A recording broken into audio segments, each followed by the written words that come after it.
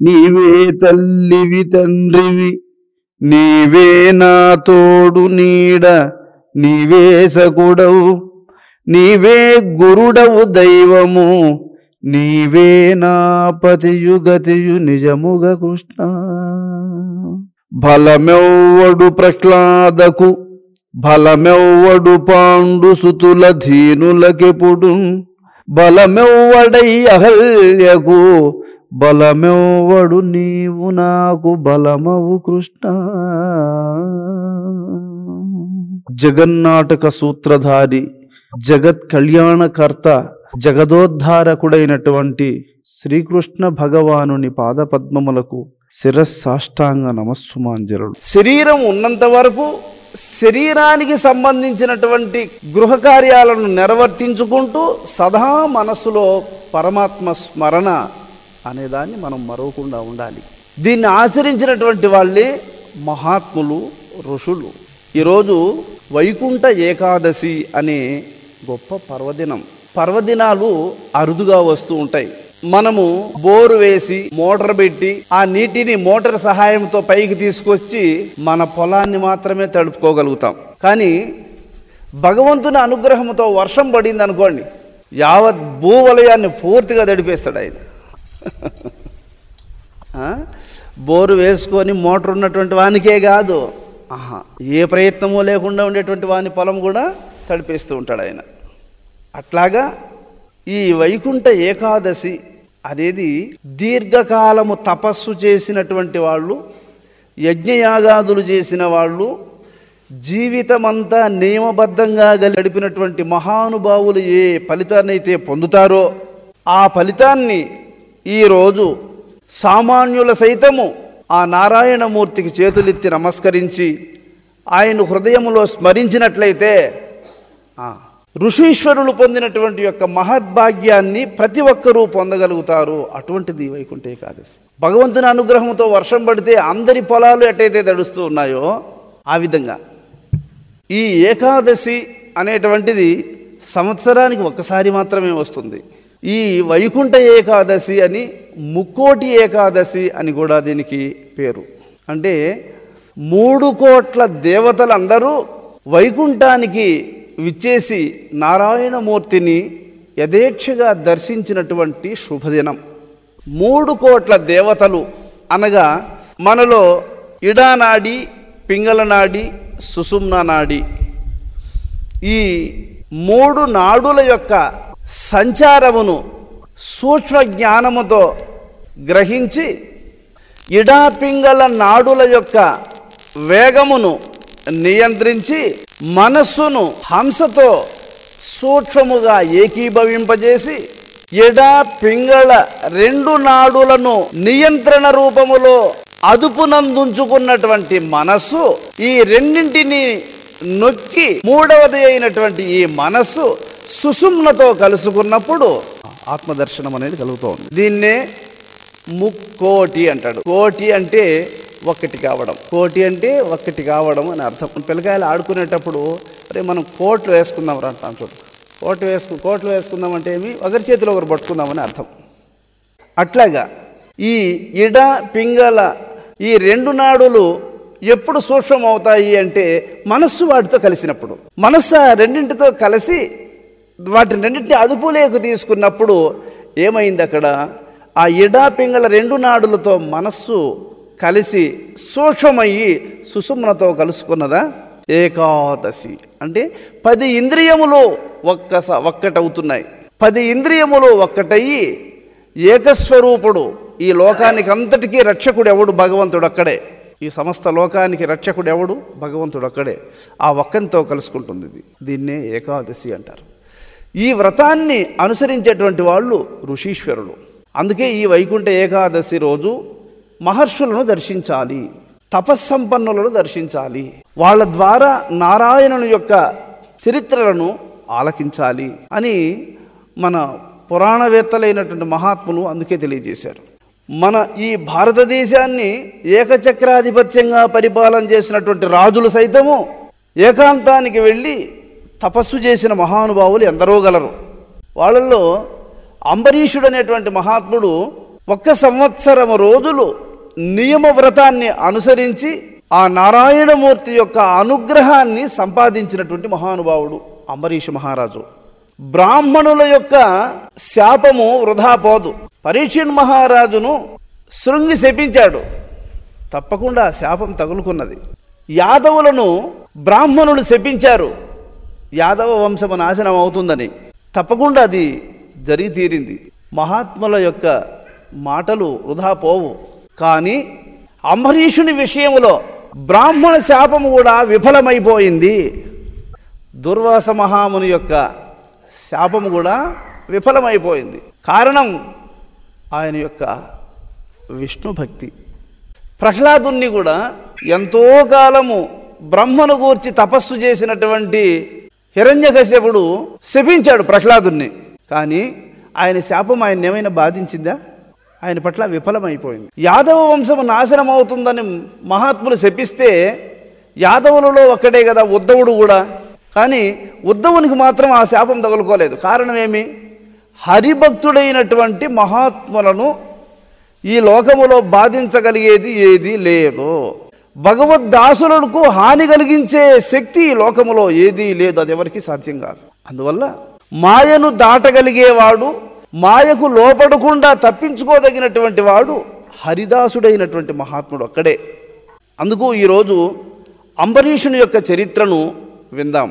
అంబరీషుడు అనేటువంటి మహానుభావుడు ఆయన ఈ సమస్త భూవలయాన్ని పరిపాలన చేస్తూ కూడా ఆయన భగవద్ అనుగ్రహాన్ని ఎలా పొందగలిగినాడు, బ్రాహ్మణుడైనటువంటి దూర్వాస మహాముని యొక్క శాపాన్ని కూడా ఎలా అధిగమించగలిగినాడు అనేది మనకి ఇక్కడ అర్థమవుతుంది. అంతటి సామ్రాజ్యాన్ని పరిపాలన చేసే రాజులకే 1 సంవత్సరం రోజులు నియమబద్ధంగా ఏకాదశి వ్రతాన్ని చేయడానికి అవకాశం ఉన్నింది చూడండి. కానీ మన కాపురం ఎంత? మనము భగవంతుణ్ణి స్మరించడానికి తీరికుండదు, ఆయన్ను పూజించడానికి తీరికుండదు, ఆయన ఆలయానికి పోవడానికి తీరికుండదు, ఆయన దాసులను సేవించడానికి తీరికుండదు. ఈ సంసారంలో తీరికే ఉండదు. కారణం ఏంటి? నీ మనసులో ఆసక్తి లేదు, అందువల్ల అది నీకు తీరిక ఇవ్వదు. ఆ ఆసక్తి అనేది మనసులో ఉంటే, మనసుంటే మార్గం ఉంటుంది. ఆసక్తి అనేది మనసులో తీవ్రంగా ఉన్నట్టయితే తప్పకుండా నీకు అవకాశం కలుగుతుంది. అది తీవ్రంగా నీ మనసులో లేకపోతే మాత్రం అవకాశం ఎప్పటికీ కలగదు. కాబట్టి ప్రతి ఒక్కరూ వాళ్ళంతట వాళ్ళే ప్రయత్నిస్తే తప్ప మోక్షం అనేది ఎవ్వరికీ ఉచితంగా ఎవ్వరికీ రాదు. కృషి ఏ కార్యాన్నైనా సాధించగలుగుతాడు. కృషి గలవాడు, శ్రద్ధ గలవాడు. శ్రద్ధ లేనటువంటి వాడు ఏమీ చేసుకొనలేడు. కాబట్టి శ్రద్ధ అనేది భగవంతుని సేవించాలి అంటే కూడా శ్రద్ధ అవసరం. తెల్లవారుజామునే నిద్ర లేవాలి, స్నానం చేసుకోవాలి, కూర్చొని ధ్యానం చేయాలి, సూర్యుడు ఉదయించే సమయానికి పూజ చేసుకోవాలి, ఆ తరువాత తన కర్తవ్య కార్యాలను నిర్వర్తించాలి. జీవితాన్ని ప్రతి జీవుడు, ప్రతి గృహస్థుడు ఈ విధంగా నిర్వర్తించుకోవాలి. అప్పుడే నిజంగా వాడు జీవించిన వాడు. సత్ప్రవర్తనతో జీవించకపోతే వాడు జీవించినట్టు కాదు, వాడు మరణించిన వాడితో సమానమే. సద్గుణాలను, బంగారుకు కొన్ని రాళ్లను మనము అమర్చినట్లు మనస్సుకు సద్గుణాలను పొదిగించాలి, మనస్సుకు సద్గుణాలను అలంకరింపచేయాలి. సద్గుణముల చేత అలంకరింపబడినటువంటి మనస్సు విశ్వవిఖ్యాతిని గడించడమే కాకుండా భగవంతుని యొక్క హృదయాన్ని కూడా పరవశింపచేస్తుందట. గుణము కంటే ఘనమైనది లేదు. గుణమే తపస్సు, గుణమే పూజ, గుణమే సర్వము. అటువంటి అంబరీషుని యొక్క గుణములను మనము ఒకసారి కాదు, బ్రతికున్నంత కాలము ఆ మహాత్ముని యొక్క గుణగణాలను వింటూనే ఉండాలి. ఎంత విన్నా తనివి తీరదు. అలా వినాలి, అలాంటి గుణాలను అలవర్చుకోవాలి. ఆయనలాగా భగవంతుని యొక్క అనుగ్రహాన్ని సంపాదించుకోవాలి. భగవంతుని అనుగ్రహం ఎప్పుడూ ఉంది, కానీ మనం ఉండాల్సిన రీతిలో మనం ఉండాలి అన్నదే మనం నేర్చుకోవాల్సింది. ఆయన అనుగ్రహం లేని సమయం అంటూ లేదు. ఆయన అనుగ్రహం ఎప్పుడూ ఉంది, కానీ ఆయన అనుగ్రహాన్ని పొందడానికి తగినటువంటి రీతిలో మనం ఉన్నామా అన్న విషయాన్ని మనం ఒకసారి ఆలోచించి మన మనస్సును సరిచేసుకుని దుర్గుణాలను వదిలించుకొని సకల సద్గుణాలను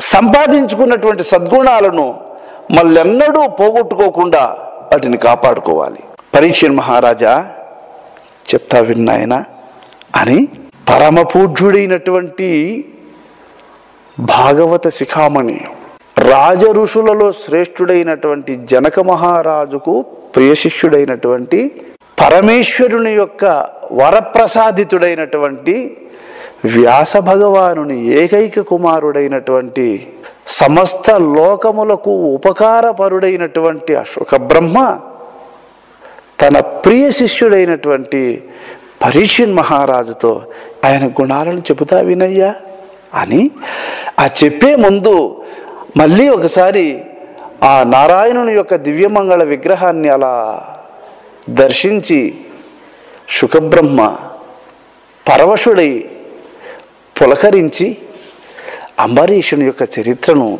ఇలా ప్రారంభిస్తున్నాడు. చిత్తంబు మధురిపు శ్రీపాదములయంద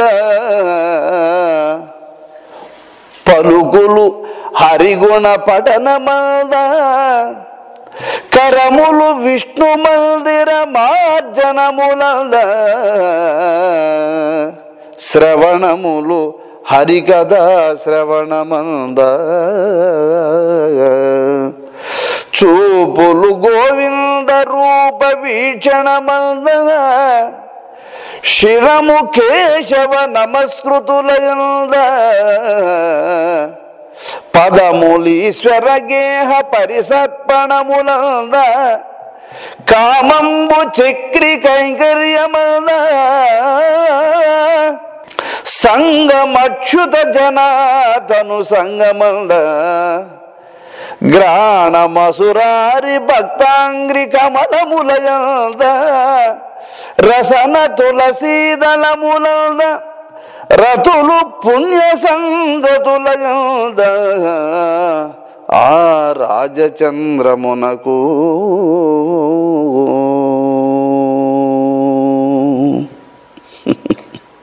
ఆ అంబరీష మహారాజు చంద్రునితో సమానమైనటువంటి శాంత గుణము కలిగిన వాడు.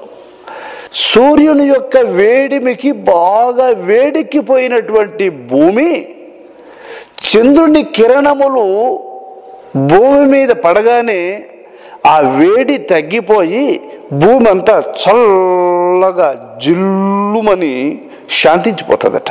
సూర్యుని చేత వేడెక్కినటువంటి భూమి చంద్రకిరణముల చేత ఎలా శాంతిస్తూ ఉందో అంతటి శాంత గుణము కలిగినటువంటి వాడు. అందుకే ఆయనకు రాజచంద్రుడు అని బిరుదు. రాజచంద్రుడు అని బిరుదు. ఆయన మనస్సు ఎక్కడుంటుంది అంటే శ్రీహరి పాదములయంద. ఆ మనస్సు ఎప్పుడు శ్రీహరి పాదములయందే ఉంటుందట ఆయన మనస్సు. ఇది ఆయన మనస్సు నిలిపినటువంటి ప్రదేశం. భగవంతుని యొక్క పాదములు ఏవి? ఇరుపదులునొక వేయి ఇరుమూడు నూర్లు పరుగు హంసలలయము బ్రహ్మమనినారు. ఆ 20,106 దినమునకు సరి తప్పకుండా ఎక్కడైతే జరుగుతూ ఉన్నాయో ఆ పరమ తారక బ్రహ్మ స్వరూపమునందే ఉంటాయట ఆయన యొక్క మనస్సు. అవి భగవంతుని యొక్క పాద పద్మములు. పాద పద్మములు అని ఎందుకన్నారు అంటే తామర పద్మము సూర్యుని యొక్క స్పర్శ చేత వికసించడము, సూర్యుడు హస్తమించగానే ఆ పద్మము ముకిళించడము జరుగుతూ ఉంటుంది. అలాగే ఈ తారక మహామంత్రము సూర్యప్రకాశము చేత ఇది వికసించడము, సూర్యాస్తమయముతో ఇది సంకోచించడము, ఇది సంకోచ వ్యాకోచములతో ఇది హంసస్వరూపమున ఈ హృదయములో ప్రకాశిస్తూ ఉన్నది గనుక దీనిని ఎరిగి ఇది బ్రహ్మస్వరూపము, దీనినే పెద్దలు తారక మంత్రము అని చెబుతున్నారు. ఇదియే సప్తకోటి మహామంత్రములకు మూలాధారమైనటువంటి మంత్రము. ఇదియే సమస్త జీవులను నడిపిస్తూ ఉన్నటువంటి పరబ్రహ్మము. దీని యందు మనస్సును చేర్చిన మహితాత్ములందరూ ముక్తిధామాన్ని చేరుకున్నారు. ఇది ముక్తి స్వరూపిణి, మోక్ష ప్రదాత. ఇదియే నారాయణుని యొక్క దివ్య మంగళ స్వరూపము. దీని యొక్క గుట్టును శ్రీ వశిష్ఠ భగవానుని ద్వారా తెలుసుకున్నటువంటి ఆ రాజచంద్రుడు నిరంతరము మనస్సును గురువు అనుగ్రహము చేత శ్రీహరి పాదముల యందే నియమించి ఉన్నాడు. కనుక మనమందరము ఆ అంబరీష రాజచంద్రుడు ఆయన మనస్సును శ్రీహరి పాదపద్మముల యందే నియమించి ఆయన కృపకు పాత్రుడైనట్లుగా మనము సదా మన మనస్సును ఆయన యందు ఉంచి ఆయన కృపకు పాత్రులం కావాలి. ఈ మనస్సు ఎక్కడికైతే వెళుతుందో దానికి సంబంధించిన కర్మఫలాలను తెచ్చుకునే స్వభావం ఉంది మనస్సుకు. అందువల్ల ఈ మనస్సుకు ఎప్పుడూ కామిని కాంచనాల మీదనే దీనికి వ్యామోహము మెండు. ఇది ధనము మీదనో, స్త్రీ వ్యామోహము మీదనో, భౌతికమైనటువంటి సంపదల మీదనో ఇది పరుగులు పెట్టి పెట్టి పెట్టి ఇది బాగా కలుషితమైపోయి శాంతిని కోల్పోయి ఇది అశాంతికి గురైపోయి ఏ మార్గములో పయనిస్తే శాంతి చేకూరుతుందో తెలియక పిచ్చిబట్టిన కుక్కలాగా చెవులు లొటలట కదిలించుకుంటూ ఒక ప్రదేశంలో నిలవకుండా కుక్క ఎట్లయితే పరిగెత్తూ ఉంటుందో ఆ విధంగా మనస్సు అనేటువంటిది స్థిరంగా లేకుండా రకరకాలైనటువంటి కోరికలతో పరిగెడుతూ ఉన్నది మనస్సు. అటువంటి మనస్సుకు శాంతి ఎప్పుడు కలుగుతుంది అంటే వశిష్ఠ భగవానుడు వంటి గురువు లభించినప్పుడు, అంబరీషుని వంటి నియమమును అనుసరించి భగవంతుని ఆశ్రయించినప్పుడే ఈ దిక్కుమాలిన మనస్సుకు శాంతి లభిస్తుంది, ముక్తి కలుగుతుంది. కానీ అటువంటి నియమనిష్టలకు కట్టుబడకుండా ఉన్నంత కాలము ఈ మనస్సుకు శాంతి లేదు, దీనికి మోక్షము లేదు, దీనికి నిలకడ లేదు. అందుచేత ఈ మనస్సును శ్రీహరి పాదముల యందు, ఆ మనస్సును ఆయన పాదపద్మముల యందు ఉంచినప్పుడే దానికి మోక్షము లభిస్తుంది. అక్కడ తప్ప ఈ మనస్సు ఇంకా ఎక్కడ పెట్టినా ఇది బంధమునకే గురైపోతుంది కానీ ఇది ఉద్ధరింపబడదు. మనసు ప్రతి ఒక్కరికి మించినదై ప్రవర్తిస్తూ ఉంది. మనకు మించింది ఏది అంటే మనసు. మనకు లోపడకుండా ఉండేది ఏది? మనసే. మన ప్రయత్నాలకు అది లోపడడం లేదు. ఎందువల్ల ఈ మనస్సు ఇలా అసాధ్యమైనటువంటి రీతిలో వ్యవహరిస్తూ ఉంది అంటే భగవంతుని యొక్క స్మరణ నీకు లేకపోవడం వల్ల. ఈ మనస్సును ఎక్కడ పెడితే ఇది నిశ్చలంగా ఉండగలుగుతుంది అంటే భగవంతుని పాదపద్మముల యందు ఈ మనస్సును నియంత్రించినట్లయితే అప్పుడు అది శాంతిస్తుంది. ఈ విషయం తెలిసినటువంటి వాళ్ళు మహానుభావులు కాబట్టి వాళ్ళు మనస్సును భగవంతుని యందు నియమిస్తూ వచ్చారు. ఎవరైతే మనస్సును పరమాత్మ యందు నిలుపుతారో వాళ్ళ మనస్సు చింతామణి అవుతుంది, వాళ్ళ మనస్సే కల్పవృక్షం అవుతుంది, వాళ్ళ మనస్సే కామధేను అవుతుంది. నువ్వు ఏది మనసులో సంకల్పించుకుంటావో అది నెరవేరుతుంది. ఎందువల్ల మనస్సు భగవంతుని ఆశ్రయించి ఉంది కాబట్టి భగవంతుని ఆశ్రయించినటువంటి యొక్క మనస్సుకు ఏం అవసరమో అవన్నీ ఆ భగవంతుడు నెరవేరుస్తూ వస్తూ ఉంటాడు. అందుకే మహానుభావులైనటువంటి హరిదాసులు వాళ్ళు సంకల్ప సిద్ధులు. హరిదాసులు అంటే ఏమి? సంకల్ప సిద్ధులు. వాళ్ళు ఏది చెయ్యాలని మనసులో సంకల్పించుకుంటారో దాన్ని భగవంతుడు ఆశీర్వదించి వాటిని నెరవేరుస్తూ వస్తూ ఉంటాడు. వాళ్ళు ఏం చేయాలనుకుంటారు అంటే ఈ లోకానికి ఆదర్శవంతమైనటువంటి ఉపకార కార్యాలను చేయాలనుకుంటారే కానీ స్వార్థపరులై వ్యవహరించే వాళ్ళు కాదు. స్వార్థపరుడు హరిదాసుడు కాడు. స్వార్థము లేనటువంటి వాడు నిస్వార్థపరుడు, కపటము లేనటువంటి వాడు, మహనీయమైనటువంటి సుగుణములు కలిగినటువంటి వాడు కాబట్టి అతడు హరిదాసుడు అని పిలువబడతాడు. అందుకని మనస్సును శ్రీహరి పాదముల యందు ఉంచినటువంటి వాడు సంకల్ప సిద్ధుడు. వాని మనస్సు చింతామణి, ఏది చింతిస్తాడో అది నెరవేరి తీరుతుంది. అది కల్పవృక్షము. ఆ మనస్సుకు సకలము సిద్ధిస్తాయి, సకలము సిద్ధిస్తాయి. అందువల్ల నేను ఏమనుకున్నా జరగడం లేదు స్వామి, నేను బంగారు పట్టుకుంటే కూడా మట్టే అయిపోతా ఉంది స్వామి, ఏం పడు నేను ఏం పనులు ప్రారంభించినా జరగడం లేదని నాతో ఎంతోమంది చెప్తూ ఉంటారు. కారణమేమో చిత్తశుద్ధి లేదు, మనోనిగ్రహం లేదు, మీ మనస్సుకు భగవత్ చింతన అనేది లేదు. అందువల్ల మీరు అనుకున్నవి నెరవేరవు, నెరవేరకూడదు కూడా. ఎందుకు నెరవేరకూడదు అంటే, ఒక బాటసారి ఒక దారింటి పోతూ ఉండి ఒక చెట్టు కింద కూర్చున్నాడు. బాగా మధ్యాహ్నమైంది, ఎండ తీవ్రంగా ఉంది.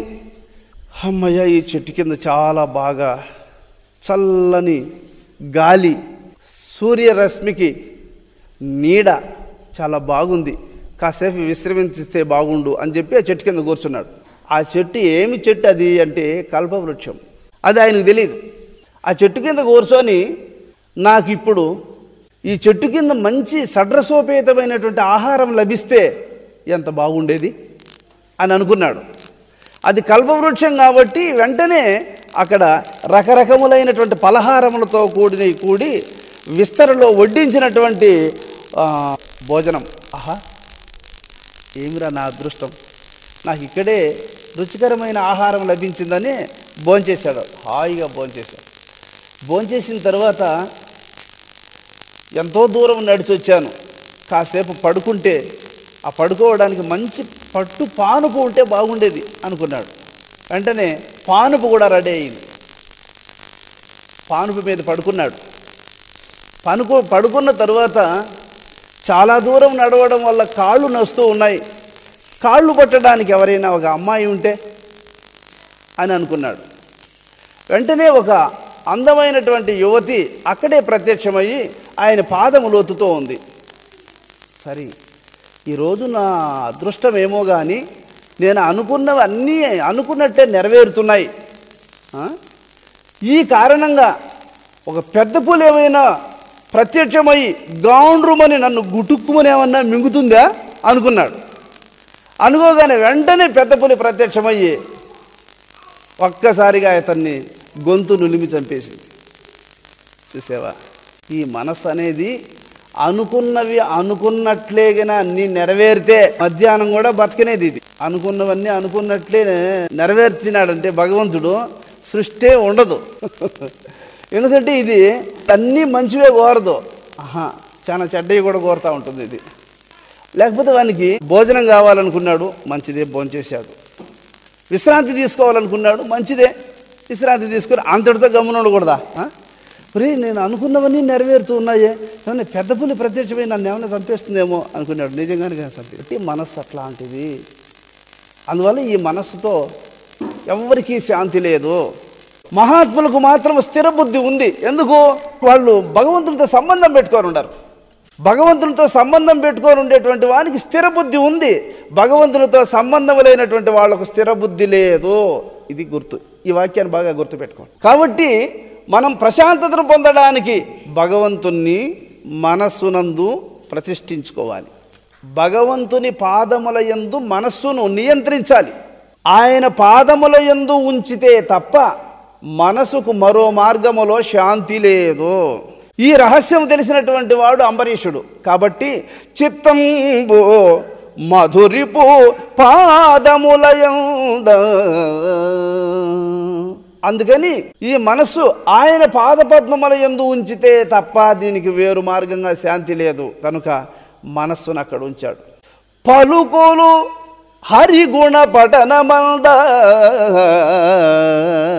మాటలు ఎప్పుడూ సత్యమై ఉండాలి, యథార్థమై ఉండాలి, శాస్త్రసమ్మతమై ఉండాలి.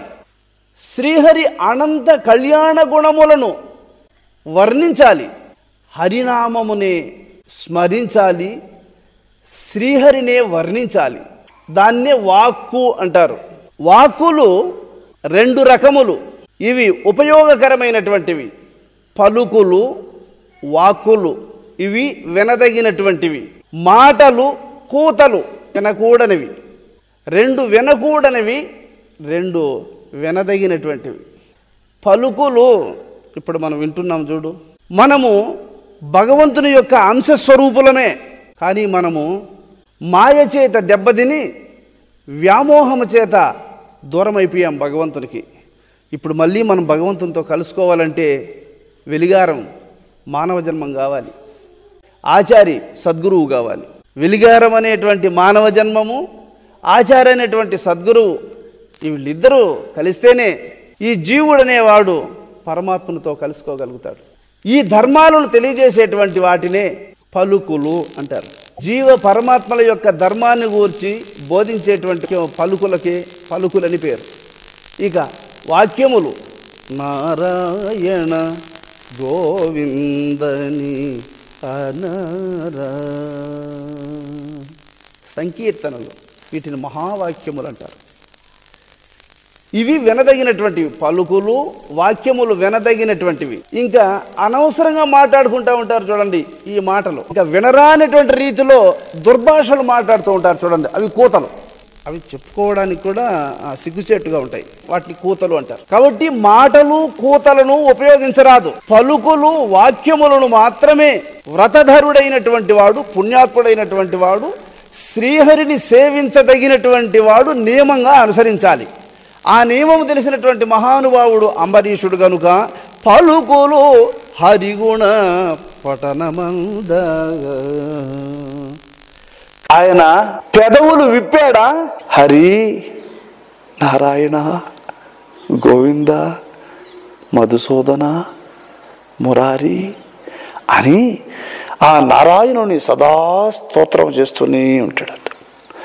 ఆయన నోటికి భగవంతుని నామమును ఉచ్చరించడము, ఆయన యొక్క అనంత కళ్యాణ గుణములను వర్ణించడము తప్ప ఆయన నోటికి ఇంకొకటి చేతరాదట.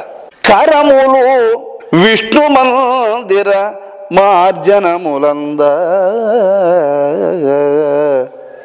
ఆయన చేతులు పావనమైనటువంటి విష్ణుదేవుని యొక్క ఆలయాలను నిర్మించడం, ఆలయ ప్రాంగణాలను పరిశుభ్రము చేయడం, సదా దాన ధర్మములు చేయడం, ఆయనకు అభిషేకము చేయడం, ఆయన పాదపద్మములకు పుష్పములను అలంకరించడం, ఆయన దివ్యమంగళ విగ్రహానికి చేతులు జోడించి నమస్కరించడం, ఇట్లాంటి కార్యముల యందే ఆయన చేతులు పావనమైపోతాయి ఉంటాయట.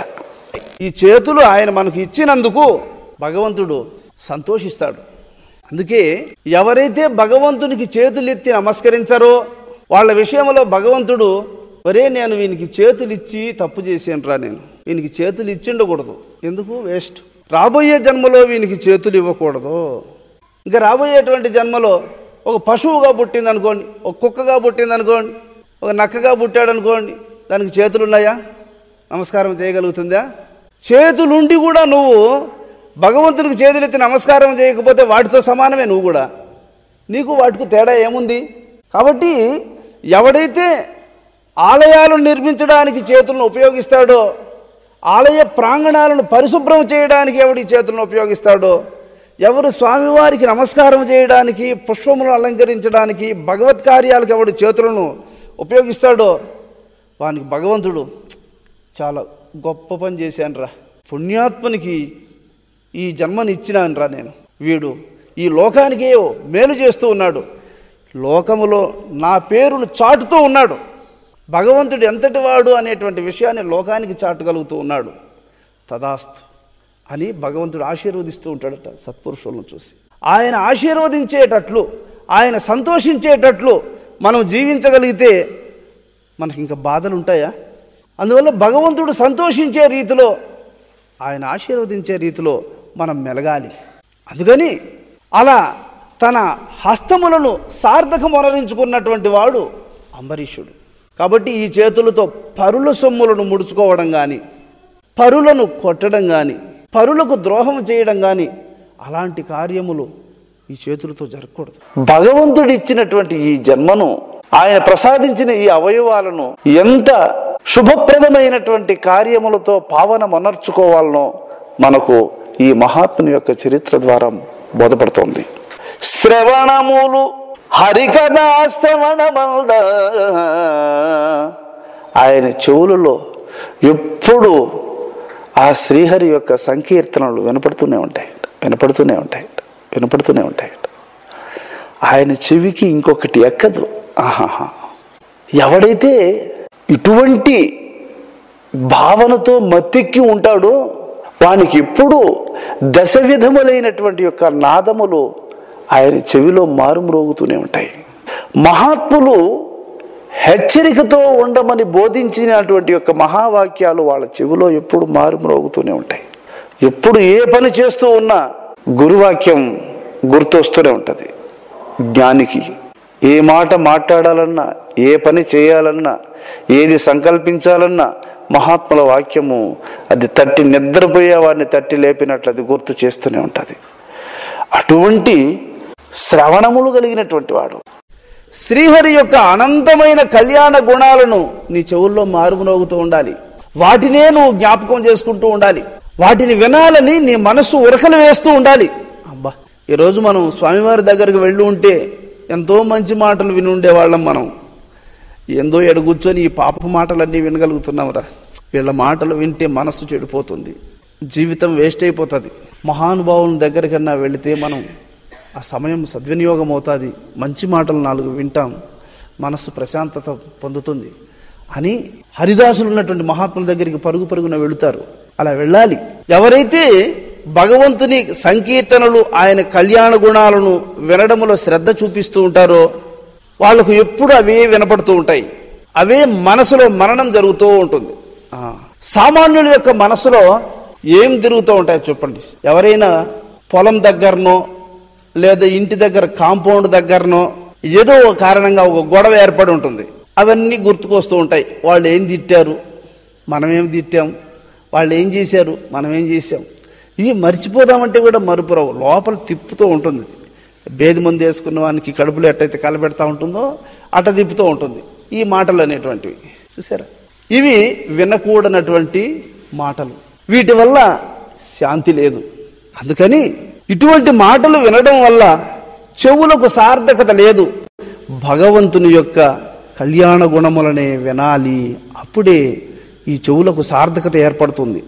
చూపులు గోవింద రూప వీక్షణమంద. దృష్టిలో ఎప్పుడు మనం ఆలయాలను దర్శించాలి. అందులో స్వామివారి యొక్క విగ్రహాన్ని మనము దృష్టి పెట్టి ప్రత్యక్షంగా చూడాలి. మనం ఒక వెంకటేశ్వర స్వామి ఆలయానికి వెళ్ళినప్పుడు కానీ, కాశీ క్షేత్రానికి వెళ్ళి పరమేశ్వరుని దర్శించినప్పుడు కానీ, భద్రాచలం వెళ్ళి రామచంద్రమూర్తిని దర్శించినప్పుడు కానీ, ఆ దర్శనానికి వెళ్ళినప్పుడు వెంటనే స్వామివారి యొక్క స్వరూపాన్ని ఆ ఫోటో తీసుకున్నట్టు చూడాలి. అలా చూచి ఆ స్వరూపాన్ని మనసులో ముద్రించుకోవాలి. ముద్రించుకొని మళ్ళీ మనం గర్భగుడిలో నుంచి బయట వచ్చిన తర్వాత కూడా ఆ చూపులో ముద్రించుకున్నటువంటి యొక్క స్వరూపాన్ని మాటి మాటికి మననం చేయాలి. అదే స్వరూపాన్ని మనసులో మననం చేయాలి. ఇప్పుడు ఆ విగ్రహం ఆలయములో ఉంది కానీ ఆ స్వరూపం మనసులో ఉంది. చూసారా, ఆ స్వరూపాన్ని మనసులో ఫీడ్ చేసుకొని మనసులో నిరంతరము దాన్ని దర్శిస్తూ ఉండాలి. అలాంటి నియమం ఎవని మనసులో అయితే ఉందో వానికి భగవంతునితో సంబంధం ఉంది. అతని మనస్సుకు ప్రశాంతత లభిస్తుంది. శ్రీరాము కేశవ నమస్కృతులయంద. నమస్కారము అనేది ఇలా చేసేది కాదు. నమస్కారం తలతో చేసేదే నమస్కారం. అందుకే ఆలయాలలో దాలమంత్రం చిన్నదిగా పెట్టుంటారు. ఎందుకంటే అది తగులుతుంది అనేటువంటి భావంతోనైనా తల వంచుతాడు. ఆ తల అట్ట వంచితే భగవంతుడు వెంటనే ఆశీర్వదిస్తాడు. నమస్కారం చేసావు నాయనా, నీకు శుభము కలుగునుగాక అని ఆయన ఆశీర్వదిస్తాడు. కానీ వాడు తల వంచింది మాత్రం తగులుతుందనే. దైవానికి తల వంచడు. ఎవరు? అహంకారి అయినటువంటి వాడు. భక్తుడైనటువంటి వాడు ఎక్కడున్నా తల వంచుతాడు ఆయనకు. కానీ గర్వి అయినటువంటి వాడు, అహంకారం అనేది మనసుకు ఎక్కినటువంటి వాడు తల వంచడు. కానీ తగులుతుందని అనే భావంతోనైనా తల వంచుతాడు. తల వంచితే కూడా దానికి కూడా భగవంతుడు నాకు ఎదురుగా తల వంచావు కాబట్టి తదాస్తు ఆశీర్వదిస్తున్నాడు. అందుకని మహాత్ములు దీన్ని దృష్టిలో పెట్టుకొని గర్భగుడికి పెట్టే దాలమంత్రం మాత్రం చిన్నదిగా పెడతారు వాళ్ళు ఆలయాలకు. మీరు ఎక్కడన్నా చూడండి, ఆలయాలలో గర్భగుడికి ఉండేటువంటి దాలమంత్రం మాత్రం చిన్నదిగా ఉంటుంది, తల తగిలేదిగానే ఉంటుంది. అందువల్ల తల వంచుకొని వెళ్తారు. తల వంచి చేయడమే నమస్కారం. అసలు నమః అంటే న అంటే లేదు అని అర్థం, మా అంటే అహంకారము లేదు అని అర్థం. నమః అంటే అహంకారము లేకుండా చేసేదే నమస్కారం. అహంకారం మనస్సులో ఉండి చేసేది తిరస్కారమే కానీ అది నమస్కారం కాదు. అహంకారం అనేది మనసులో ఉండి చేసామా అది తిరస్కారమే అవుతుంది కానీ అది నమస్కారం కాదు. కాబట్టి ఎవరి మనసులో అహంకారం ఉండదో అటువంటి వాడు చేసేది నమస్కారం అవుతుంది. పదములు ఈశ్వర గేహ పరిసర్పణములంద, ఈ పాదములు భగవంతుని దగ్గరికి ఆయన ఆలయాలకు నడిచి వెళ్ళడానికి ఉపయోగించాలి, ఆయన విగ్రహానికి ప్రదక్షిణం చేయడానికి ఉపయోగించాలి. అందుకే తిరుమలకు కూడా ఎంతోమంది ఎక్కడెక్కడి నుంచో కొన్ని వందల మైళ్ళు కూడా వేల మైళ్ళు కూడా నడిచిపోతూ ఉంటారు చూడండి. ఎందుకంటే ఆలయాలకు పుణ్యక్షేత్రాలకు పాదములతో నడిచిపోవడం వల్ల పాదములతో చేసినటువంటి యొక్క దోషాలు తొలగిపోతాయి. ఎందుకంటే నువ్వు గడిచిపోయినటువంటి జన్మాలలో ఈ పాదాలతో దొంగతనం చేయడానికి నడుచుంటావు, వ్యభిచరించడానికి నడుచుంటావు, ఇంకా అనవసరమైనటువంటి పనులకు ఎన్నిటికో అపవిత్ర కార్యాలకు ఎన్నిటికో ఈ పాదాలను ఉపయోగించుంటావు. ఆ దోషం తొలగిపోవాలంటే భగవంతునికి ప్రదక్షిణం తిరిగితే పాదాలతో చేసిన దోషం తొలగిపోతుంది. అందుకు నడచాలి. మనం భజన చేసేటప్పుడు కానీ లేదా ప్రవచనం జరిగేటప్పుడు కానీ అప్పుడప్పుడు మధ్య మధ్యలో గోవిందనామస్మరణ చేస్తూ ఉంటారు. కారణం ఏంటంటే సభలో సంకీర్తనలు పాడగలిగేటువంటి శక్తి లేని వాళ్ళు, పద్యములను చదవగలిగినటువంటి శక్తి లేని వాళ్ళు ఎందరో ఉంటారు. కానీ వాళ్ళు కూడా భగవంతుని గురించి ఒక వాక్యాన్ని పలకాలి అంటే సులభమైనటువంటి వాక్యం ఏది? గోవింద. ఇది అందరికీ చాలా సులభమైనటువంటి వాక్యం. అందుకని అప్పుడప్పుడు మధ్యలో హరికథలు జరిగేటప్పుడు కానీ ప్రవచనాలు జరిగేటప్పుడు కానీ మధ్య మధ్యలో గోవిందనామస్మరణ చేస్తూ ఉంటారు హరిదాసులు. ఆ వాక్యాన్ని అందరి ద్వారా పలికిస్తూ ఉంటారు. అందరూ పలకండి, మళ్ళీ పలకండి, ఇంకా గట్టిగా పలకండి అని చెప్తూ ఉంటారు. ఆ గట్టిగా పలకండి అనే వాక్యాన్ని కూడా ఎందుకు చెప్తారు అంటే, మనం ఒక చెట్టు కింద కూర్చొని తప్పట్ట గట్టిగా కొట్టినట్లయితే ఆ ధ్వనికి చెట్టు మీద ఉన్నటువంటి పక్షులు ఎగిరిపోతాయి, లేచిపోతాయి. అలాగే మనం ఈ శరీరం అనేటువంటి చెట్టు కింద కూర్చొని ఉన్నాం. ఈ శరీరం అనే చెట్టు మీద పాపాలనే పక్షులు కూర్చొని ఉన్నాయి. కాబట్టి నువ్వు ఇప్పుడు గోవిందుని యొక్క సంకీర్తనలు గానం చేస్తూ తప్పట్లు తట్టావా, తాళం తట్టావా, ఈ చెట్టు మీద ఉండే పాపాలనే పక్షులు లేచిపోతాయి. చెట్టు కింద కూర్చొని తప్పట్లు గట్టిగా కొడితే చెట్టు మీద ఉన్న పక్షులు ఎట్లా లేచిపోతాయో ఆ విధంగా ఈ శరీరములో గోవిందుని గూర్చి సంకీర్తనలు పాడుతూ నువ్వు తాళం వేసినట్టయితే పాపాలనే పక్షులు అలా లేచిపోతాయి. అందుకని మహాత్ములు ఒక జీవుడు బాగుపడాలి అంటే ఇన్ని శాస్త్రాలు చెప్పారు, ఇన్ని ధర్మాలు చెప్పారు, ఇన్ని సంకీర్తనలు చెప్పారు. వాళ్ళు మన మీద ఎంతో దయార్థ దృష్టి కలిగినటువంటి వాళ్ళు కాబట్టి మనకింత గొప్ప ఉపకారం చేశారు వాళ్ళు. ఇప్పుడు మన తల్లిదండ్రులు మనకు ఇండ్లు ఇవ్వచ్చు, భూములు ఇస్తారు, వాళ్ళు సంపాదించిన ధనాన్ని మనకి ఇస్తారు. జ్ఞానాన్ని ఎవరిస్తారు చెప్పండి? జ్ఞానాన్ని ఎవరిస్తారు? అది కేవలం పుణ్యాత్ములు మాత్రమే దాన్ని ప్రసాదించగలుగుతారు. ఆస్తులు ఐశ్వర్యాలు ఇవన్నీ వారసత్వంగా కొడుకులకు మాత్రమే చెందుతుంది అది. కానీ జ్ఞానం అట్లా కాదు. ఏ జాతి వాడైనా సరే, ఎవరైనా సరే చేతులెత్తి నమస్కారం చేశారా వాళ్ళకి అది సంక్రమిస్తుంది, మహాత్ములందరూ కూడా. అందుకే వీరబ్రహ్మం గారి కొడుకులు ఆశ్రమాన్ని ఆస్తులను పొందారు. కానీ దూదేకుల వంశంలో పుట్టినటువంటి యొక్క సిద్ధయ్య మాత్రము ఆయనకు సేవ చేసి ఆయన యొక్క జ్ఞానధనానికి వారసత్వాన్ని పొందాడు. కాబట్టి గురువుల దగ్గర శిష్యులు ఆయన అంతరంగంలో ఉన్నటువంటి యొక్క యోగశక్తికి వారసులు అవుతారు వాళ్ళు. కాబట్టి మనం అందరము కూడా వాళ్ళలో ఉండేటువంటి గొప్పతనాన్ని మనం గ్రహించాలి. వాళ్ళలో ఉండేటువంటి ఒక గొప్పతనాన్ని మనం గమనించి ఎటువంటి లక్షణాలు ఉండడం వల్ల వాళ్ళు ఇంతటి గొప్ప మహానుభావులయ్యారు, అటువంటి గొప్పతనాన్ని మనం కూడా పొందాలి అంటే గొప్ప గుణములు మనము అలవర్చుకోవాలి. మనిషిని విలువైన వాడినిగా చేసేది గొప్ప గుణమే. గుణమే ధనము, గుణమే నిజంగా సుఖపెట్టేది. గుణం అనేది ఒక్కటి ఉంటే సకలము సిద్ధిస్తాయి, గుణం అనేది లేకపోతే సకలము దూరమైపోతాయి. మీరు జీవితాల్లో చూడండి, ఎంత గొప్ప ధనవంతులైనా సరే వాళ్లకు సద్గుణములు అనేటువంటివి లేకపోతే ఎన్నో విధములైనటువంటి పరాభవాలు, ఎన్నో విధములైనటువంటి కష్టాలు, ఎన్నో విధములైనటువంటి దుస్థితులు ఎదుటిపడుతూనే ఉంటాయి. పనిష్మెంట్ జరుగుతూనే ఉంటుంది, వాళ్లకు జరుగుతూనే ఉంటుంది. కానీ ఆ విషయాన్ని వాళ్ళు జ్ఞానం లేకపోవడం వల్ల గ్రహించలేరు. గ్రహించకుండా వాళ్ళు జీవితాన్ని అట్లే వెళ్ళబుచ్చుతూ ఉంటారు. కాబట్టి కామంబు చక్రి కైంకర్యమంద, కోరిక ఎప్పుడు భగవంతుని ఇంకా సేవించాలి, ఇంకా సేవించాలి, ఇంకా సేవించాలి. ఆయన కోసమై ఎంతకాలము జీవించినా, ఎంతకాలం ఆయన్ను సేవించినా ఆయన రుణం తీర్చుకోలేము. ఆయన అంతటోడు అని ఆయన కోరికలన్నీ భగవంతుణ్ణి సేవించాలనే గాని ఇంకొక కోరిక ఆయన మనసులో పొడచూపదట.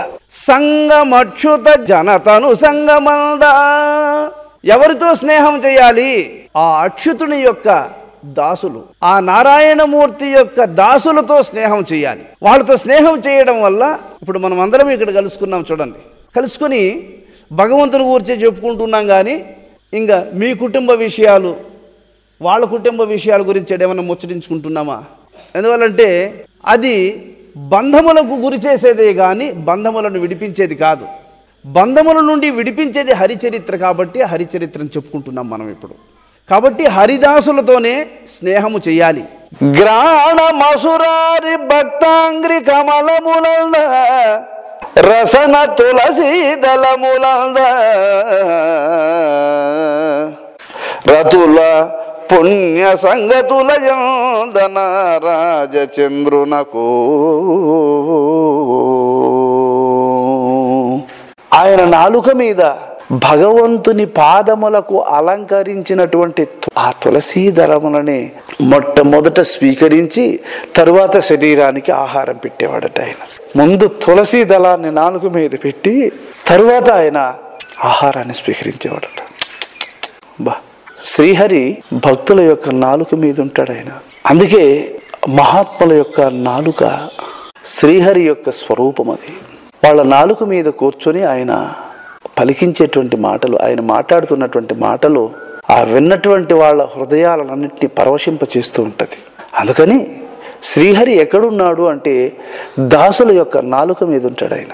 రతుల పుణ్య సంగతుల యంద ఆ రాజచంద్రునకు. ఎప్పుడు ఆయన పుణ్యకార్యములు చెయ్యాలని సదా ఉత్సాహంగా ఉంటాడు. పుణ్యకార్యాలు చెయ్యాలి, ఎప్పుడెప్పుడు ఆ సమయం ఎదురవుతుంది అని ఆయన తపిస్తూ ఉండేవాడు. దాని మీదనే దృష్టి పెట్టుకుని ఉండేవాడు. ఆ కార్యాలు పరిపూర్ణమయ్యేంత వరకు అర్ధరాత్రిలో కూడా దాని గురించి ఆలోచిస్తూ ఉండేవాడు. రోజు ఆయనకు ఉత్సవం జరిగినట్లే ఆయన హృదయంలో అంతా నిండు మనస్సుతో, నిత్య తృప్తితో, నిత్యానందముతో ఆయన జీవన విధానాన్ని సాగిస్తున్నాడు. మరియు నమ్మహి విపుండు ఘన వైభవంబున కల్మష దూరుడయి యజ్ఞేషు నీసు అబ్జాక్షుగూర్చి మనసి వశిష్టాది ముని వల్లములతోడ తగిలి సరస్వతీ తటమునందు మేధతో బహువాజి మేధంబులనరించే గణుతింపరాని దక్షిణలు వెట్టి సమలోష్టహేముడై సర్వకర్మంబులు హరిపరంబులుగా అవని నేలే విష్ణు భక్తులందు విష్ణువునందు కలంక మెడల మనసు లంకెబెట్టి విహిత రాజ్య వృత్తి విడువని వాడునై అతడు రాజతపసి అనగనొప్పే. వశిష్ఠ మహాముని జగద్గురువు. అందుకే దీనికి బృహద్వాశిష్ఠ వంశ పరంపర. వశిష్ఠుల వారు ఈ లోకానికి బ్రహ్మజ్ఞానాన్ని అందజేసినటువంటి గురువు. బ్రహ్మదేవుని యొక్క మానసపుత్రుడు వశిష్ఠుల వారు. విష్ణువు నుండి బ్రహ్మదేవుడు ఈ బ్రహ్మజ్ఞానాన్ని పొందాడు. బ్రహ్మదేవుని నుండి వశిష్ఠుల వారు ఈ బ్రహ్మజ్ఞానాన్ని పొందాడు. ఆ వశిష్ఠుల వారు అంబరీష మహారాజుకు గురువు. గురువు తల్లి వంటివాడు. ఆ ఒక్క మాటలోనే ఉంది అర్థము సర్వము. తల్లి యొక్క రక్త మాంసములతో బిడ్డ ఉత్పత్తిని పొందుతూ ఉన్నాడు. మనమందరము తల్లి యొక్క రక్త మాంసములను పంచుకొని పుట్టినటువంటి వాళ్ళమే. మన అవయవాలన్నీ ఏర్పడడానికి బయట నుంచి ఎక్కడైనా కొన్ని స్పేర్ పార్ట్స్ తెచ్చుకొని దీన్ని సెట్ చేయడం లేదు. ఇవన్నీ తల్లి నుండే ఏర్పడుతున్నాయి. జీవుడు మాత్రము తండ్రి నుండి ప్రవేశిస్తున్నాడు. అందువల్ల తల్లి భూమి వంటిది, తండ్రి విత్తనము వంటివాడు. ఆ విత్తనాన్ని వేస్తేనే ఆ భూమి దాన్ని ఫలింపజేస్తుంది. ఆ విత్తనం అనేది వేయకపోతే ఎంత సారవంతమైనటువంటి యొక్క భూమి కూడా ఫలితాన్ని ఇవ్వలేదు కదా. అందువల్ల తల్లి భూమి వంటిది, తండ్రి విత్తనము వంటివాడు. దీనికి మహాభారతంలో యక్ష ప్రశ్నలలో భూమి కంటే గొప్పది ఏది ధర్మరాజా అని యక్షుడు ప్రశ్నించినప్పుడు భూమి కంటే తల్లి గొప్పది స్వామి అన్నాడు ధర్మరాజు. ఆకాశము కంటే కూడా విశాలమైనది గొప్పది ఏది నాయన ధర్మరాజా అని అడిగితే తండ్రి స్వామి అన్నాడు. అందుకే తల్లికి, అందువల్ల తల్లిదండ్రి రుణము, గురువు రుణము, దైవ రుణము, 3 రుణములతో జన్మిస్తూ ఉన్నాడు మానవుడు. నీకు మొట్టమొదట నీకు పాలిచ్చి తల్లి పాలులో రొమ్ము నోట్లో పెట్టి పాలు పిండుతూ ఉంది. ఆ స్థాయిలో ఉన్నవానివి నువ్వు. ఈరోజు నువ్వు ఈ విధంగా ఉన్నావు అంటే ఆనాడు తల్లి నిన్ను ఎంత దయతో నిన్ను సాకిందో గుర్తుపెట్టుకో. మలమూత్రాలు ఆమె ఒడిలో వదిలిపెడితే కూడా నువ్వు ప్రేమతో వాటిని పరిశుభ్రం చేసుకొని మళ్ళీ నీకు పాలిస్తోంది ఒళ్ళో పడుకోబెట్టుకొని. ఎంత ప్రేమ కలిగి ఆమె సేవ చేసిందో, నిన్ను సాకిందో గుర్తుపెట్టుకో.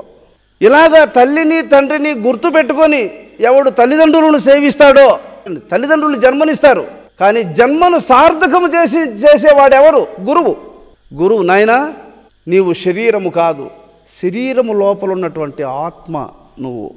శరీరము లోపల ఉన్నటువంటి ఆత్మను జ్ఞాన దృష్టితో గ్రహించి ఆ ఆత్మను పరమాత్మతో కలపాలి. అప్పుడు మళ్ళీ నువ్వు ఈ భూలోకంలో జన్మించాల్సిన అవసరం ఉండదు.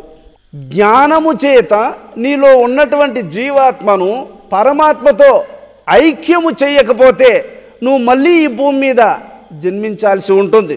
ఈ భూమి మీద జన్మించినటువంటి ప్రతి జీవికి సుఖము లేదు. జీవించి ఉన్నంత కాలము ఏదో ఒక విధమైనటువంటి యొక్క బాధలను అనుభవిస్తూనే ఉంటాడు ప్రతి జీవి. కాబట్టి ఈ బాధల నుండి నువ్వు బయటపడాలి అంటే నీ అంతరాత్మలో, నీ హృదయములో ఉన్నటువంటి ఈశ్వరునితో నీకు సంబంధం ఏర్పడాలి. నువ్వు ఇప్పుడు దేంతో సంబంధం పెట్టుకుంటున్నావు? డబ్బుతో సంబంధం పెట్టుకుంటున్నావు, ఆస్తులతో సంబంధం పెట్టుకుంటున్నావు, భార్య బిడ్డలతో సంబంధం పెట్టుకుంటున్నావు, ఈ లోక సంబంధమైనటువంటి వ్యవహారాలతో సంబంధం పెట్టుకున్నావు. ఇప్పుడు నీ మనస్సు దేంతో తగులుకోనుంది లింకు అంటే వీటికి సంబంధించి వీటికి తగులుకోనుంది. కాబట్టి నువ్వు వీటి కోసం మళ్ళీ జన్మించాల్సిందే. అట్లా కాకుండా నీ అంతరాత్మతో నీ మనస్సుకు సంబంధం ఉందా? ఇప్పుడు నీ మనస్సుకు దేంతో సంబంధం ఉంది చెప్పండి? పరమాత్మతో నీ మనస్సుకు సంబంధం ఉంది కాబట్టి ఆయన్ని చేరుకుంటావు. అది మనం ఇక్కడ తెలుసుకోవాల్సింది. కాబట్టి పవిత్రమైనటువంటి జన్మము తల్లిదండ్రుల ద్వారా వస్తుంది. అలా వచ్చినటువంటి జన్మను సార్థకం చేసుకోవడం గురువు వల్ల లభిస్తుంది. ఈ విధంగా ఇంతటి జ్ఞానాన్ని బోధించినటువంటి గురువును, ఇంత పవిత్రమైన జన్మాన్ని ఇచ్చినటువంటి తల్లిదండ్రులను, ఇరువురిని ఎవడైతే పూజిస్తాడో వాడు భగవంతుని రుణము తీర్చుకున్నవాడు అవుతాడు, తల్లిదండ్రుల రుణము తీర్చుకున్నవాడు అవుతాడు, గురువు రుణము తీర్చుకున్నవాడు అవుతాడు. 3 రుణాలను తీర్చుకున్నటువంటి వాడు ముక్తుడవుతాడు. ఈ 3 రుణాలు తీర్చుకున్నటువంటి వాడు ముక్తుడవుతూ ఉన్నాడు. కాబట్టి ఈ తల్లిదండ్రులకు సేవ చేయకపోయినా, గురువులు సేవించకపోయినా దైవాన్ని తెలుసుకోలేడు. తొలి దైవాలు ఎవరు? తల్లిదండ్రులే. వాళ్ళు జన్మనిస్తేనే కదా గురువుని అనుసరిస్తావు, గురువుని అనుసరిస్తేనే కదా దైవాన్ని తెలుసుకుంటావు. మొదటి స్టెప్ మీదకి నిలుచుకుంటేనే నీవు 2వ స్టెప్ని ఎక్కగలుగుతావు, 2వ స్టెప్ మీదకి వస్తేనే 3వ స్టెప్ను కూడా నువ్వు ఎక్కగలుగుతావు. ఈ విధంగానే అందుకే మనిషి తల్లితో ఎలా మాట్లాడాలి, తల్లిని ఎలా సేవించాలి, తండ్రిని ఎలా గౌరవించాలి, గురువుని ఎలా గౌరవించాలి, అన్నని ఎలా గౌరవించాలి, తమ్ముడిని ఎలా ప్రేమించాలి, భార్యని ఎలా ప్రేమించాలి, బిడ్డను ఎలా ప్రేమించాలి, స్నేహితుని ఎలాగా గౌరవించాలి, ఇదే ధర్మం అనేది. భార్య దగ్గర ఉన్నప్పుడు ఆ ధర్మం వేరే, తల్లి దగ్గర ఉన్నప్పుడు ధర్మం వేరే, కూతురు దగ్గర ఉన్నప్పుడు ధర్మం వేరే. కాబట్టి ప్రతి ఒక్కరి ఎదుట నువ్వు ఎక్కడున్నావు, ఎవరి దగ్గర ఉన్నావు, ఎలా ప్రవర్తించాలి, ఇదే ధర్మం. అది తెలుసుకొని ప్రవర్తించాలి. అలా మెలిగినప్పుడే, అందుకే మనము ఆశ్రమాలకు ఎందుకు రావాలి అంటే ధర్మాన్ని తెలుసుకోవడం కోసం, మనల్ని మనం సరిచేసుకోవడం కోసం, మనస్సును మార్చుకోవాలి. మనం ఇంతకుముందు ఒక వాక్యం చెప్పుకున్నావు కదా, నీకు ఈ ప్రపంచ సంబంధమైన విషయాదుల మీద మనస్సుకు లింక్ ఉంది అంటే నువ్వు వీటి కోసం మళ్ళీ పుట్టాల్సి ఉంటుంది. నీవు ఆత్మతో సంబంధం పెట్టుకున్నట్టయితే నీ మనస్సు అనేటువంటిది తప్పకుండా పరమాత్మనే పొందుతుంది. అటువంటి యొక్క శుభ లక్షణములు కలిగినటువంటి మహాత్ముల యొక్క చరిత్రలతో కూడింది భాగవతం. మన చరిత్రను ఎవడన్నా రాసి పెట్టుకుంటున్నాడా? ఎందువల్ల? సార్థకం లేని జీవితాన్ని జీవిస్తున్నాం కాబట్టి మన చరిత్ర రాయాల్సింది కాదు, ఇది పనికొచ్చేది కాదు. కానీ వాళ్ళ చరిత్రలు మాత్రం రాసి పెట్టారు చూడండి. కారణం ఏమి? సార్థకమైనటువంటి జీవితాన్ని గడిపారు వాళ్ళు. అందువల్ల అది ప్రతి ఒక్కరికి అవసరం, ప్రతి ఒక్కరికి అది అవసరం. కాబట్టి వాళ్ళు ఎలాగా నడుచుకున్నారో చూడండి, మీరు అలా నడుచుకోండి. జ్ఞానం అనేటువంటి ధనాన్ని యావత్ సృష్టికి పంచిపెట్టారు మహాత్ములు. ఇటువంటి సుగుణములు కలిగినటువంటి అంబరీషుడనే రాజు వశిష్ఠ మహామునిని గురువుగా పొందాడు. గురువు తల్లి వంటి వాడని తెలుసుకున్నాడు. తల్లి ఎలాగా బాల్యములో తనను పోషించి పెంచుతూ ఉందో, గురువు జ్ఞానములో కూడా శిష్యుణ్ణి అలా ముందుకు తీసుకుపోతాడు. ఇప్పుడు నా జీవితాన్ని చూడండి మీరు ఒకసారి. మా గురువు గారి అనుగ్రహం లేకుండా ఉంటే నేను ఈరోజు ఈ మార్గంలో నడుచుండేవాడినేనా? నాకు ఈ జ్ఞానం కలిగి ఉండేదేనా? అందరిలాగా సామాన్యమైనటువంటి జీవితాన్ని గడపాల్సి వచ్చి ఉండేది కదా. ఈరోజు ఇలా తీర్చాడు అంటే ఆయన రుణం మనం ఎలా తీర్చుకోగలం? మా తల్లిగారు నాకు ఈ జన్మను ఇవ్వకుండా ఉండుంటే ఈరోజు నేను ఇలాంటి మహాకార్యాలు చేయగలిగి ఉండేవాడినేనా? చేయలేం. కాబట్టి ఆ తల్లి రుణం ఎలా తీర్చుకోవాలి? వాళ్ళు ఇచ్చినటువంటి ఈ జన్మాన్ని సార్థకమైనటువంటి కార్యాలతో దీన్ని సఫలీకృతం చేసుకోవాలి. అప్పుడు తల్లిదండ్రుల రుణం తీర్చుకున్న వాళ్ళం అవుతాం మనం. కాబట్టి తల్లిదండ్రులు అనేవాళ్ళు శరీరంతో లేకపోయినా సరే వాళ్ళు ఇచ్చిన శరీరం నీ దగ్గర ఉంది కాబట్టి దీంతో సత్కార్యాలు చెయ్యి, వాళ్లకు ఈ ఫలితం తప్పకుండా చేరుతుంది. ఇది వాళ్ళు ఇచ్చిన సొత్తే. నువ్వు బాడిగింట్లో ఉన్నావు, నువ్వు ప్రతి నెల నువ్వు దానికి అద్దె చెల్లించాల్సిందే, చెల్లించకపోతే ఖాళీ చేసేయమంటారు వాళ్ళు. అలాగా ఇది తల్లిదండ్రులు ఇచ్చిన సొత్తు, ఇది బాడిగిళ్ళతో సమానమైందే. కాబట్టి వాళ్ళ పేరిటి మీద వాళ్లకు చెందవలసినటువంటిది నువ్వు ప్రతి సంవత్సరము వాళ్ళు మరణించినటువంటి రోజు, వాళ్ళు భూస్థాపితం చేసిన రోజు, వాళ్ళ జ్ఞాపకార్థం వాళ్ళకు కొంత ధనాన్ని నువ్వు ఖర్చు పెట్టి దాన ధర్మాది కార్యాలు చేయాలి వాళ్ళ పేరిటి మీద. వాళ్ళు సాకిన దానికి ప్రత్యుపకారం మేలు మరువని వాడు అవుతావు నువ్వు. ఇలాగా ధర్మాలు అనేటువంటి వాటిని గుర్తుపెట్టుకొని తల్లిదండ్రులను, గురువును, దైవాన్ని దృష్టిలో ఉంచుకొని మన జీవితాన్ని సార్థకం చేసుకోవాలి. కారే రాజులు రాజ్యములు గలుగవే, గర్వోన్నతిన్ బొందరే, వారేరీ సిరిమూట గట్టుకుని పోవంజాలిరే, భూమిపై పేరైనన్ గలదే, ఈరే కోర్కెలు యశకాములై శుభి ప్రముఖులు వారలను మరచితే ఈ కాలమున్ భార్గవ అంటాడు. ఎందరో రాజులు రాజ్యమేలిన వాళ్ళు ఉన్నారు, దైవచింతన లేనటువంటి రాజుల చరిత్రలు ఉన్నాయా? ఎందరో కోట్లు ధనాన్ని కూడబెట్టిన వాళ్ళు ఉన్నారు, కానీ దైవచింతన లేని దానివల్ల వాళ్ళని ఎవరైనా చరిత్రలో చెప్తున్నారా వాళ్ళ యొక్క ఐశ్వర్యాన్ని గురించి? అది నిరర్ధకం. అడవికి గాసిన వెన్నెలతో సమానము, సముద్రంలో కురిసిన వర్షముతో సమానము, ఆకలి లేని వానికి అన్నము పెట్టిన దానితో సమానం. ఆకలి లేని వానికి అయినా భోంచేస్తున్నారా? వద్దండి, కొద్దిగా భోంచేస్తున్నారా? ఇంత బలవంతం చేసి వానికి పెట్టేదానివల్ల నీకేమైనా సార్థకం ఉందా? సముద్రంలో ఈరోజు 10 వర్షం పడింది, ఎవరికి ప్రయోజనం చెప్పండి? వాడిపోయే పైరుకు కదా అవసరం వర్షం అనేది, సముద్రానికి ఎందుకు అవసరం? అట్ట నిరుపేదవానికి అవసరం దానము, ధనవంతునికి ఎందుకు దానం చేయాలి? ఆ వశిష్ఠ మౌనీంద్రుని యొక్క శిష్యుడైనటువంటి అంబరీష మహారాజు సరస్వతీ నదీ తీరములో 100 అశ్వమేధ యాగములు చేసిన మహానుభావుడైన, 1 కాదు 2 కాదు, అశ్వమేధ యాగములు 100 చేసినటువంటి మహానుభావుడు. అటువంటి ఆ అంబరీషుడు హరి అని సంభావించును. ఎవరైనా తన సమీపానికి అతిథి వస్తే శ్రీహరియే ప్రత్యక్షంగా తన ఎదుట దర్శనమిస్తే ఎంత వినమ్రతతో నమస్కరిస్తాడో, ఎంత వినయ విధేయతలు చూపిస్తాడో. తన ఇంటికి అతిథి వస్తే దైవాన్ని గౌరవించినంత ప్రేమతో గౌరవిస్తాడట. ఆ గుణం మనకెప్పుడు కలిగేది నాయన? ఆ గుణము ఏ మహాత్మునికైతే కలుగుతుందో వాడే ముక్తుడు, జీవన్ముక్తుడు, పవిత్రుడు. అటువంటి వాళ్ళు ఈ లోకములో చాలా అరుదు. అంటే ప్రతి వ్యక్తిలోనూ దైవాన్ని దర్శించేటువంటి మహానుభావుడు ఈ లోకములో అరుదు. దుర్మార్గునిలో కూడా దైవాన్ని దర్శిస్తారు వాళ్ళు. దుర్మార్గుడు అంటే వాని మనస్సు అలా ఉంది, వాని ఆలోచనలు అలా ఉన్నాయి, వాని ఆ ప్రవృత్తి, వాని నడవడికలు అలా ఉన్నాయి. కానీ వాని యందు ఉన్న అంతరాత్మతో కదా మనకు పని. వాని మనసుతో మనకేం పని? వాని అలవాట్లతో మనకేం పని? వాని యందు ఉన్నదే ఆ దైవశక్తి, దాంతో మనకు పని. అందుకని ఎంతటి దురాచారపరుడైనా సరే వాళ్ళల్లో కూడా దైవభావం కలిగి ఉన్నటువంటి వాళ్ళు మహానుభావులు. ఎన్నిసార్లు అపకారము చేసినా వాడు ఎదుటిపడితే మళ్ళీ గౌరవపూర్వకంగా వాళ్ళను ఆహ్వానిస్తారు. ఇది గొప్ప వాళ్ళకు ఉండేటువంటి గుణం.